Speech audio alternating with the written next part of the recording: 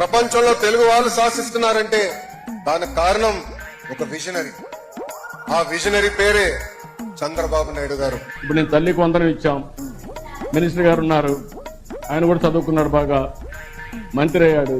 ఇప్పుడు తల్లికి వందనం ఇచ్చాడా? ఇది ఒక ప్రభుత్వ విధానమేనా కాదా? ఎట్లొచ్చింది? ఆయన ఆలోచనల నుంచి వచ్చింది.